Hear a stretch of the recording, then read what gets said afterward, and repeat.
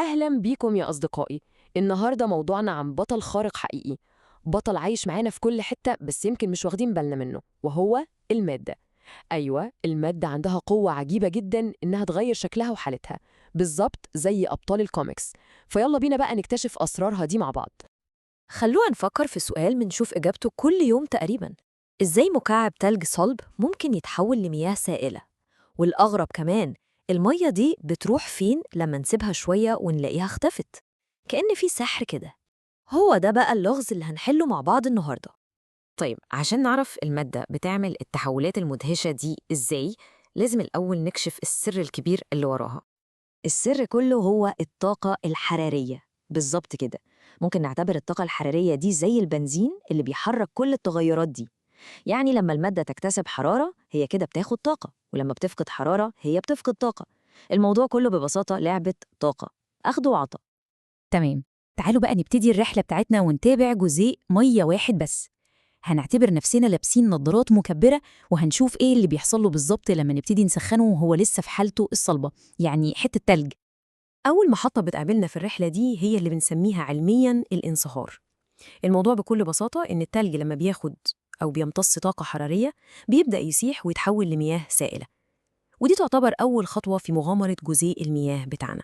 بصوا معايا هنا عشان نشوف إيه اللي بيحصل على مستوى صغير قوي إحنا مش بنشوفه بعينينا. الجزيئات جوه التلج بتكون مرصوصة جنب بعضها كده ومتكتفة في مكانها. أول ما الحرارة بتبتدي تزيد، الجزيئات دي بتاخد طاقة وتبدأ تتهز وتتحرك، زي ما نكون بنقول إنها بتبدأ ترقص في مكانها وتكسر النظام الثابت ده عشان تتحرر وتتحول لسائل. ودي بقى نقطة مهمة جدا جدا، وخلوا بالكم منها عشان بتلخبط ناس كتير. لو بصينا على الرسم البياني ده هنلاحظ إن طول ما التلج بينصهر يعني بيسيح، درجة الحرارة بتفضل ثابتة عند الصفر درجة مئوية. طيب ليه؟ كل الطاقة الحرارية اللي بنديها للتلج في الوقت ده مش بترفع حرارته، لا، هي بتستخدم في حاجة تانية أهم. بتستخدم عشان تكسر الروابط بين الجزيئات وتحول الحالة من صلب لسائل. تمام. دلوقتي جزيء المياه بتاعنا اتحرر وبقى في الحالة السائلة، ومع استمرار التسخين طبعاً هيكتسب طاقة أكتر وأكتر عشان يستعد ينطلق لمرحلة جديدة خالص. وهنا بقى لازم نقف ونفرق بين حاجتين مهمين جدا الناس بتتلخبط بينهم: الغليان والتبخر. الغليان ده لما المية كلها بتوصل لدرجة حرارة معينة اللي هي 100 درجة مئوية، وتبدأ تطلع فقاقيع من كل حتة في السائل. العملية دي سريعة. أما بقى تبخر فده عملية أهدى وأبطأ بكتير، وبتحصل على السطح بس، والأهم إنها ممكن تحصل عند أي درجة حرارة، بالظبط زي شوية مية على الأرض بينشفوا لوحدهم في الشمس من غير ما يغلوا. طيب هل رحلتنا بتنتهي عند البخار؟ لا طبعاً. المادة زي ما بتروح بتعرف ترجع، وعندها كمان حركة خاصة جداً، حركة سرية كده ممكن نسميها حركة النينجا. يعني زي ما الطاقة الحرارية خلت المادة تتحول من صلب لسائل وبعدين لغاز، العكس تماماً بيحصل لما المادة دي بتفقد حرارة. البخار لما بيبرد بيحصل له تكثف ويرجع يبقى مياه، والمياه دي لو بردت أكتر وأكتر بيحصل لها تجمد وترجع تلج تاني، وبكده الدورة كلها بتكتمل.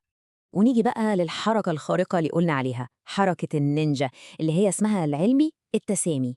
هنا بقى المادة بتعمل حركة مفاجئة جدا، وبتنط من الحالة الصلبة للحالة الغازية على طول، من غير ما تعدي على الحالة السائلة خالص. أشهر مثال كلنا عارفينه هو التلج الجاف اللي بنشوفه بيطلع دخان أبيض كثيف. الحقيقة ده مش دخان، ده غاز ثاني أكسيد الكربون بيتحول مباشرة من صلب لغاز.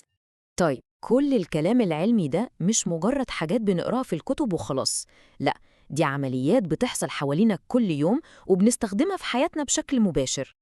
حالة الضغط أو زي ما بنسميها البريستو دي مثال عبقري على الكلام ده. فكرتها إنها بتحبس البخار جواها، فالضغط بيزيد جدا، والضغط العالي ده بيخلي المياه تغلي عند درجة حرارة أعلى من مية. وطبعاً لما درجة حرارة المياه تبقى أعلى، الأكل بيستوي أسرع بكتير. طيب فكرتوا قبل كده إيه اللي بيخلي الغسيل ينشف أسرع في يوم عن يوم؟ الحقيقة فيه 3 عوامل أساسية. أول حاجة، كل ما درجة الحرارة كانت أعلى التبخر بيحصل أسرع. تاني حاجة، مساحة السطح، يعني كل ما نفرد الهدوم كويس وما تبقاش مكلكعة، جزيئات أكتر بتقدر تهرب وتتبخر. وآخر حاجة هي الرياح، الهواء بيشيل بخار المية اللي طلع ويفضي مكان لبخار جديد يطلع، فالغسيل ينشف أسرع. ودلوقتي بقى بعد كل الشرح ده جه وقت نختبر نفسنا ونشوف فهمنا الموضوع ولا لأ. يلا بينا في كام سؤال سريع كده، جاهزين؟ السؤال الأول بيقول: إيه اسم العملية اللي بيتحول فيها الغاز لسائل؟ فكروا فيها كده، زي لما بخار المية السخن في الحمام بيلمس المراية الباردة ويتحول لنقط مياه صغيرة. العملية دي بنسميها إيه؟ الإجابة هي التكثف. برافو عليكم، إجابة صحيحة. السؤال التاني، صح ولا غلط؟ التبخر بيحصل بس عند درجة حرارة 100 درجة مئوية. ركزوا كويس في السؤال ده. الإجابة طبعاً غلط. اللي بيحصل عند مية درجة بالظبط للمياه هو الغليان، لكن التبخر زي ما اتفقنا ممكن يحصل عند أي درجة حرارة. وآخر سؤال معانا، فاكرين حركة المادة السرية، حركة النينجا اللي بتتخطى فيها الحالة السائلة خالص؟ هي التسامي بالظبط كده. الله عليكم، كده نقدر نقول إنكم بقيتوا خبراء في تحولات المادة. طيب، عشان نلخص كل اللي قلناه بسرعة، نقدر نقول إن الطاقة الحرارية هي مفتاح السر كله. لما بنضيف حرارة بيحصل انصهار وتبخر وغليان، ولما بنفقد حرارة بيحصل تكاثف وتجمد، والتحولات العجيبة دي بتحصل حوالينا كل يوم وفي كل مكان. ودلوقتي بعد ما فهمنا أسرار المادة، هسيبكم مع سؤال تفكروا فيه. يا ترى لما بنعمل فشار أو لما بنشوف شمعة وهي بتسيح وبتنور، إيه التحولات الفيزيائية والكيميائية اللي بتحصل قدامنا دي بالظبط؟ فكروا فيها، وإلى اللقاء في شرح جديد.